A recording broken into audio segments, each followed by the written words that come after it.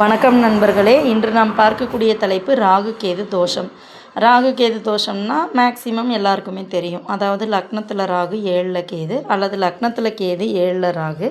இதே போல் 2ஆம் இடம் 2ல் கேது 8ல் ராகு அல்லது 2ல் ராகு 8ல் கேது இருக்கிறது ராகு கேது தோஷம். சரி, இதில் நாம் இன்றைக்கி ஒரு சின்ன பகுதியை பற்றி தெரிஞ்சுக்க போகிறோம். அதாவது லக்னத்தில் ராகு 7ல் கேது இருக்கிறதுக்கும் லக்னத்தில் கேது 7ல் ராகு இருக்கிறதுக்கும் என்ன வித்தியாசம் அப்படிங்கிறத தெரிஞ்சுக்கலாங்க.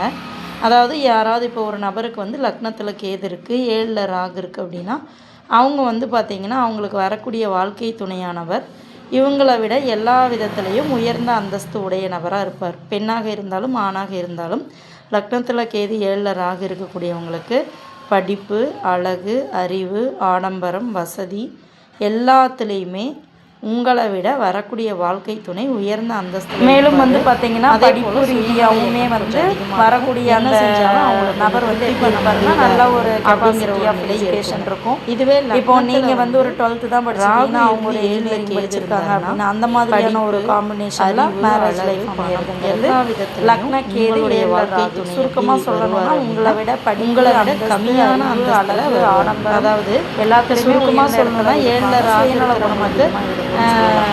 இது 2வது தான் நீங்கள் படிச்சிருக்கீங்கன்னா வரக்கூடிய வாழ்க்கைக்குனே ஒரு இன்ஜினியரிங் முடிச்சவங்க இருக்காங்கன்னா உங்களை விட படிப்பு அந்தஸ்து, அதுவே ஒரு நீட்னஸ், ட்ரெஸ்ஸிங் சென்ஸ் அதே மாதிரி நீங்கள் எதிர்பார்க்கக்கூடிய குணநலன்கள் இல்லாதவங்க வரக்கூடியவங்க ஒரு உங்களுக்கு நேர் அப்படிங்கிற மாதிரி, அதாவது கேரக்டர் எல்லா குணம் வசதி அப்படின்னு நம்ம அப்புறம் குணநலன்கள் நீங்கள் இதுதாங்க லக்னத்தில் அவங்க இருப்பாங்க.